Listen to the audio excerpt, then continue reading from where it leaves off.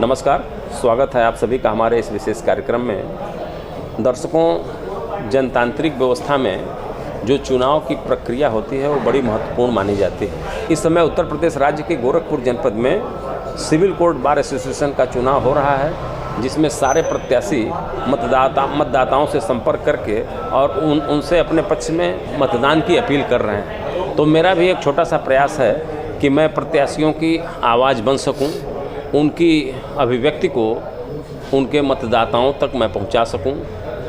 तो इस समय हमारे साथ उपाध्यक्ष पद 10 वर्ष से कम का जो उपाध्यक्ष पद है उस पर चुनाव लड़ रहे राजीव भूषण यादव हैं, जिनसे हम बातचीत करेंगे। तो राजीव जी, आपका हमारे कार्यक्रम में स्वागत है। प्रणाम भैया। जैसा कि हमने बताया है कि कोई भी चुनाव प्रक्रिया है वो बहुत महत्वपूर्ण होती है और उसमें जो मतदाता होता है उसकी भूमिका अति महत्वपूर्ण होती है, क्योंकि उसी के ऊपर निर्भर होता है, वही जो है प्रत्याशी को सदन में भेजता है। तो मैं ये चाहूँगा कि आप अपने मतदाताओं को थोड़ा सा अपने जीवन वृत्त के बारे में आप बताएं कि जैसे आपके माता पिता कौन हैं, आपका जन्म स्थान कहाँ है, आपकी जो शिक्षा दीक्षा हुई है, प्रारंभिक शिक्षा से लेकर विधि व्यवसाय तक का जो सफ़र है वो हमारे दर्शकों को और अपने मतदाताओं को आप बताएं। पहले तो भैया सर्वप्रथम आपको हृदय से धन्यवाद। डीआईजी बंगले के सामने बिलंदपुर, यहाँ मेरा आवास है और पिताजी हमारे श्री राम केवल यादव एक सामाजिक कार्यकर्ता रहे, माँ हैं श्री कौशल्या देवी जी, और इन दोनों का जो संस्कार है, जो विचार है, जो मुझे मिला है वो लोगों को दिखता भी है।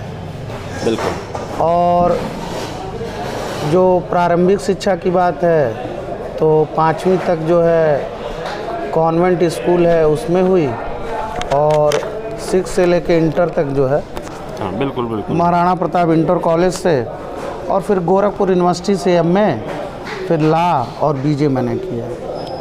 क्या इसके पूर्व भी आप कार्यकारिणी के हिस्सा रहे हैं? नहीं, इसके पहले मैंने कोई चुनाव नहीं लड़ा था। अच्छा, तो ये पहली बार आप जो है बार एसोसिएशन का चुनाव लड़ रहे हैं? जी, पहला चुनाव है उपाध्यक्ष 10 वर्ष से कम में। बिल्कुल। तो कैसे आपके अंदर ये इच्छा जागृत हुई कि आप जो है बार एसोसिएशन की कार्यकारिणी में आवें और उपाध्यक्ष पद को ही आपने क्यों चयन किया, क्या कहेंगे?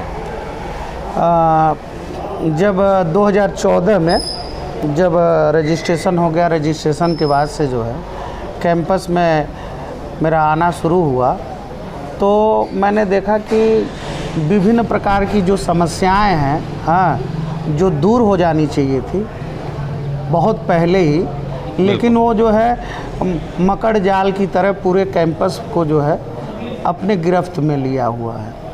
और आम जो जनमानस है यहाँ पे न्याय के लिए आता है बड़ा आस से जो है, और हमारी ये पूरा जो व्यवस्था है वो टूटा फूटा है, बिखरा हुआ है, और लगता है कि भाई इसमें सुधार होना चाहिए, हमको कुछ करना चाहिए, जिसके कारण जो है इस रास्ते को, इसी उद्देश्य को लेकर इस चुनाव में मैं आया। हमारे सीनियर हैं श्री महेंद्रनाथ शुक्ला जी, जो सिविल के आज के समय में वो एक विशेषज्ञ के रूप में स्थापित, मतलब एक बड़े अधिवक्ता। जी, सिविल मामलों में एक बड़े अधिवक्ता हैं महेंद्र शुक्ला जी, निश्चित रूप से उसमें कहीं कोई संदेह नहीं है। आप बताइए कि जैसे अधिवक्ता हितों के लिए आपने बिना पद पर रहते हुए या एक सामान्य अधिवक्ता के रूप में किसी अधिवक्ता की लड़ाई में अधिवक्ता हितों के लिए जो तमाम सारे समस्याएं आती हैं अधिवक्ताओं की, तो उसमें कहीं आपने कोई अपनी सहभागिता सुनिश्चित किया है, क्या कहेंगे?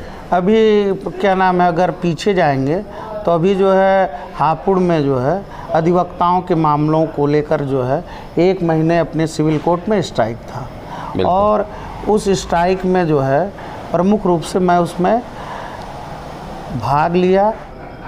राजीव जी, अगर मैं आपसे कहूं कि जो आपकी 5 प्राथमिकताएं हैं, सबसे पहले परिसर के अंदर 4-5 शौचालय होने चाहिए, साफ़ सुथरे होने चाहिए। दूसरी प्राथमिकता, जो हमारे यहाँ युवा अधिवक्ता आते हैं चाहे वो भाई हों चाहे बहन हों, बिल्कुल, उनके लिए बार एसोसिएशन के द्वारा जो है एक ट्रेनिंग की व्यवस्था होनी चाहिए, बिल्कुल, जिससे उनको ये पता चले कि कोर्ट में कैसे खड़ा होना है, हमको सीनियर के साथ कैसा जो है व्यवहार करना है, बात करना है, कैसे जो है हमको परिसर में रहना है। बिल्कुल। तीसरी प्राथमिकता आपकी क्या होगी?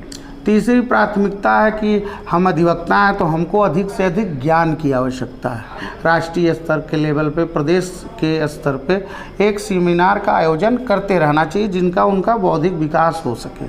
चौथी प्राथमिकता आपकी क्या होगी? चौथी प्राथमिकता ये है कि आयुष्मान कार्ड है जो भारत सरकार की जो है बहुत बड़ी महत्वाकांक्षा योजना है, उसको जो है प्रयास करके उस योजना को उसमें जुड़वा देना है। पांचवी प्राथमिकता हमारी ये है कि हमारा जो बार एसोसिएशन का चुनाव है समय समय पे चुनाव होते रहें और जो रेगुलर प्रैक्टिशनर हैं, बिल्कुल, क्या नाम है, वो अधिक से अधिक चुनाव में भाग ले सकें, क्योंकि रेगुलर प्रैक्टिशनर ही एक अधिवक्ता की समस्या समझ सकता है और अपनी बात रख सकता है। जैसे मान लीजिए कि वकालतनामे का जो पैसा आता है वो अधिवक्ता कल्याण के क्षेत्र में ही खर्च हो, अन्यत्र उसका वो खर्च न होने पाए, और जो बुजुर्ग अधिवक्ता हैं उनके पेंशन वगैरह की व्यवस्था जो पहले संचालित थी, उस व्यवस्था के संबंध में आप क्या विचार रखते हैं? जी, आपने बात सही कहा। पहली चीज़ ये है कि जो अधिवक्ताओं को पेंशन दिए जाते थे, और मेरे जानकारी में है शायद 1000 रुपया महीना दिया जाता था, और कार्यकारिणी में ये प्रस्ताव ले आके फिर से उसको शुरू करने का प्रयास किया जाएगा। और रहा वकालतनामे का, वकालतनामे में पारदर्शिता होनी चाहिए और सही ढंग से उसका क्रियान्वयन होना चाहिए, और उसका जो पैसा है वो अधिवक्ताओं के कल्याण के लिए, उनके हित के लिए, उनके चाहे स्वास्थ्य हो चाहे और भी चीज़ें हम कर सकते हैं उसके उपयोग के लिए किया जाएगा। अभी एक विषय काफ़ी समय से पेंडिंग है और जिसकी हम लोग मांग कर रहे हैं, और शनिवार को हमारे क्या स्ट्राइक भी रहता है पूरे 75 जिलों में, एडवोकेट प्रोटेक्शन बिल का। राज्य सरकार उस पर अपना काम कर रही है, लेकिन अभी तक उसने जो है विधानसभा में पारित नहीं किया है। उसके लिए हम लोग जो है प्रयास कर रहे हैं। अच्छा, ये बताइए कि अधिवक्ता मतदाता आपको अपना उपाध्यक्ष जो है निर्वाचित करे तो उसके लिए कैसे आप उससे क्या अपील करेंगे?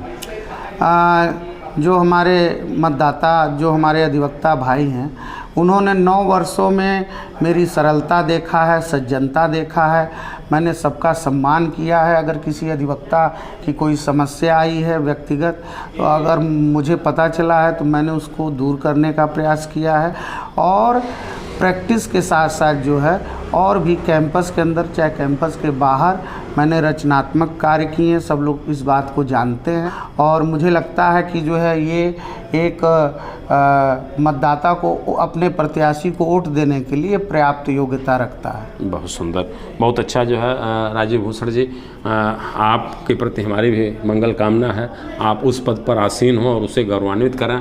प्रचार के इस व्यस्ततम समय में आपका जब एक एक क्षण बड़ा महत्वपूर्ण होता है, उस महत्वपूर्ण समय में से आप हमारे लिए समय निकाला और मेरे आग्रह को स्वीकार किए और आप हमारे पास आए और अपने मतदाताओं के लिए तमाम सारी बातें बताईं।